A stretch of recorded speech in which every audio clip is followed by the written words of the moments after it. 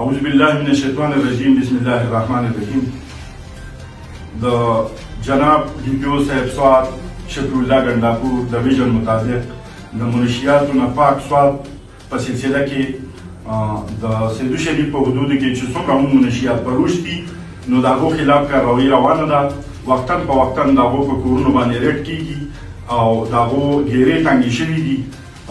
یو ځای کې هم د منشیات فروشانو سره دا ګنجایش نشته چې هغه به نور د سواد د ماشومانو سره د سواد د نوي کول سره لوبې وکړي او هغو به نور په منشیاتو باندې اموخته کړي. په دې سلسله کې موږ قوم ته هم اپیل کوو، موږ لوکل کمیونټي ته هم اپیل کوو چې بغیر ستاسو د تعاون نه دا کار ممکن نه دی. تاسو د منشیات فروشانو په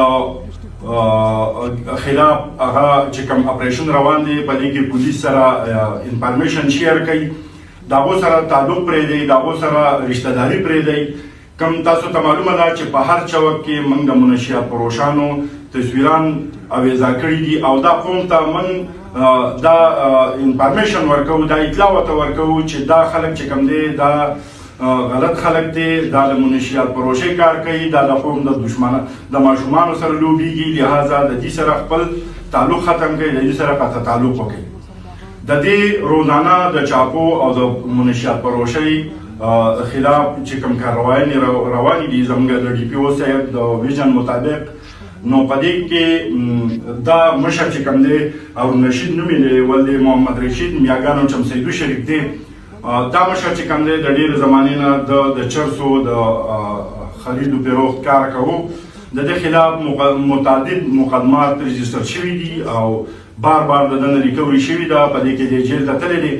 اوس د دې کاروبار نه د څه حاصل کړو هېڅ هم په لاس نه دي ورغلي. هم هغه زوړ هارون رشید دی چې ژوند تېروي، هېڅ قسمه مالي وسایل مالي پیدا هم د نه حاصله کړې. البته او ځان له د هوټل کاروبار به کومه موږ به تاسو سره د هوټل چې کوم پکچر دی یا د هغه کوم هوټل دی هغه کې به هم تاسو سره شیر کوو.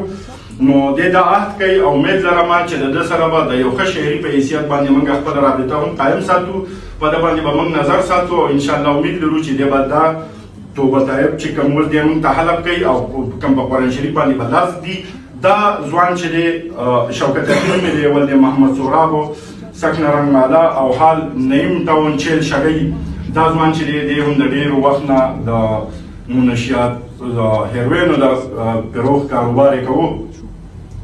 دی هم دا عهد کوي او زموږ سره دا وعده کوي چې زه به د دې نه توبه طیب یم او آینده لپاره به زه چې کوم دی د هیروینو کاروبار نه کوم او ځان له به د سکریپ یو منډهایي مې کولاو کړې ده او په هغه سکریپ او په منډهایي کې به کار کوم.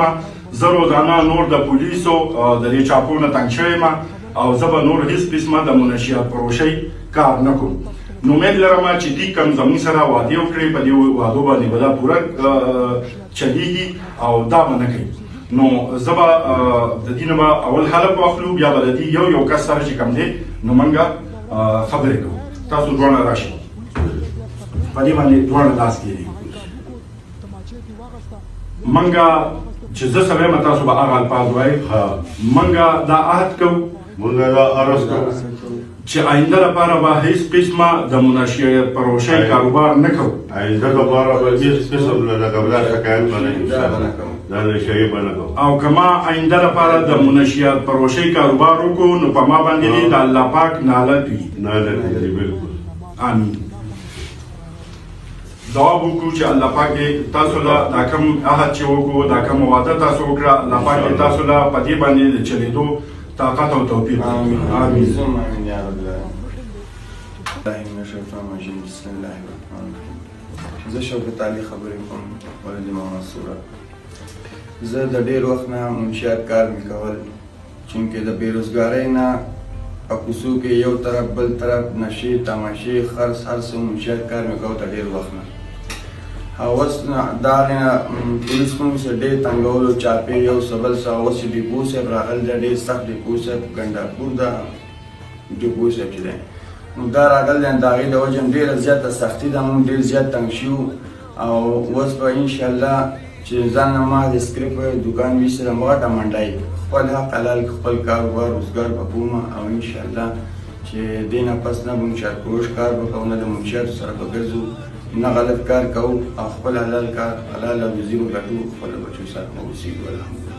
ما دې نشو کارونو به کول ډېر وخت، بس د هغې نه ما توبه وویسته، استغفار شوم، دغه ځای مې ځان دی چې هوټل وکړو او د تنور دی په هغې کې به ځان خدای پاک به راله رزق راکوي او نور د دې شي نه زما توبه ده.